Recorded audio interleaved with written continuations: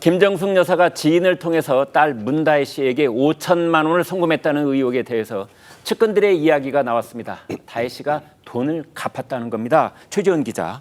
예, 이게 문 전 대통령이 퇴임한 이후에 사택에서 김정숙 여사가 뭉칫돈, 그러니까 5천만 원 뭉칫돈을 현금으로 지인을 통해서 딸 문다혜 씨에게 송금했다, 이런 의혹이잖아요. 네. 이게 사실은 문다혜 씨가 제주도의 한때 별장이라고 불렸던 제주도 본인 명의의 자택에 구입하는 비용으로 문다혜 씨가 모친에게 빌린 것이다, 이렇게 설명을 지금 내놓고 있거든요. 네. 그리고 이제 에어비앤비를 활용해서 숙박업으로 사용했다, 이런 설명인데, 이 5천만 원을 모두 갚았다, 이렇게 얘기하는 것이 지금 문 전 대통령 주변 인물들의 주장입니다. 그러니까 제주도에서 집을 사기 위해서 엄마한테 5천만 원을 빌렸다가 목돈이 필요해서 빌렸다가 이제는 모두 갚았다. 갚은 상태다, 이런 설명이고요. 애초에 이제 문 전 대통령 측은 이 5천만 원 자체가 문제가 되지 않다고 보는 것이 퇴임 이후에 벌어진 부녀 간의 이제 돈 거래이기 때문에 이거는 본인의 재임 시절과는 전혀 무관한 일이고 이상직 의원권과도 전혀 상관이 없다, 이런 주장을 내놓고 있습니다. 네. 여기에 더해서 다만 이제 이 5천만 원을 어떻게 문다혜 씨가 그렇다면 모친에게 갚았는지, 어떤 방식으로 되갚았는지에 대한 구체적인 설명은 하지 않고 일단 갚았다, 이런 취지로 해명만 내놓고 있기 때문에 다소 이제 구체성에 있어서는 좀 부족하다, 이런 얘기가 나오고요.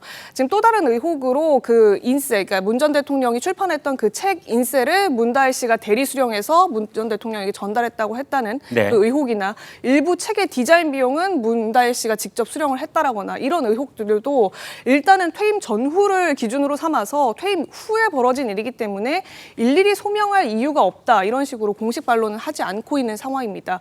그래서 그 자세한 내용을 알 수가 없는 상황이고, 또 하나 쟁점이 되고 있는 것이 임대료잖아요. 그러니까 네. 임대료 문제에 대해서는 그러니까 재임 기간에 있었던 그러니까 일이긴. 사위 서모 씨의 이름으로 돼 있는 빌라에서 사는 동안에 줬다는 돈. 네, 그건 이제 재임 중에 있었던 일이기 때문에 본인이 이제 해명할 필요가 있다라고 해서 하는데, 그 구기동 빌라 같은 경우에는 사위 명의로 돼 있었고, 그 당시 그 사위 명의로 돼 있는 집에 문 전 대통령 부부가 거주를 했었던 시점이 있었기 때문에 이 부분에 대해서는 매달 월세로 임대료를 냈던 돈이다, 이렇게 설명을 했습니다. 네.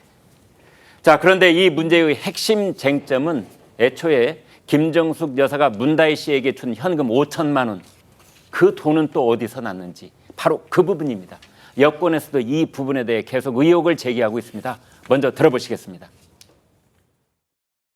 문재인 대통령이 김정숙 여사가 재산 신고를 한 직후거든요. 예. 실제로? 네. 그럼 그때 현금이 신고된 바 있냐? 없었단 말이에요. 현금도 신고한 적이 없고. 공직자의 부인이 현금 5천만 원이 만들 수 있는 방법이 뭐가 있냐? 김정숙 여사는 5천만 원을 누군가로부터 받은 거잖아요. 도대체 누구로부터 받았냐는 거죠. 이거 특검해야죠.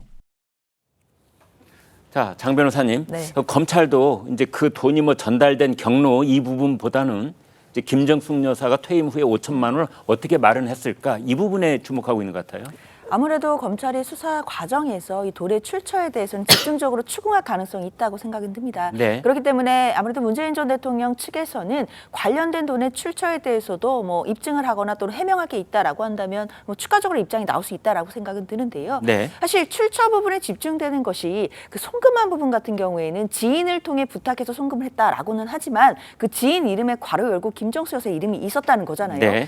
따지고 본다면 이게 불법적인 돈이고 이른바 돈 세탁을 하거나 불법적인 거래를 하고자 했다라고 한다면 굳이 김정숙 여사의 이름을 남기지 않았을 가능성이 더 합리적으로 높거든요. 네. 따라서 이 돈의 거래라든지 증여세를 면탈하기 위한 것이었다든지 이런 목적이 있었다면 사실상 송금을 하지 않고 그 5천만 원 현금을 그대로 직접 전해주는 방법도 있었을 것이기 때문에 네. 저는 전달 과정에서의 불법이라기보다는 출처가 어떤지에 대해서 문재인 전 대통령 측에서 해명을 한다라고 한다면 이 의혹 자체는 검찰에서 혐의를 금방 벗을 수 있겠다라는 생각이 들고요.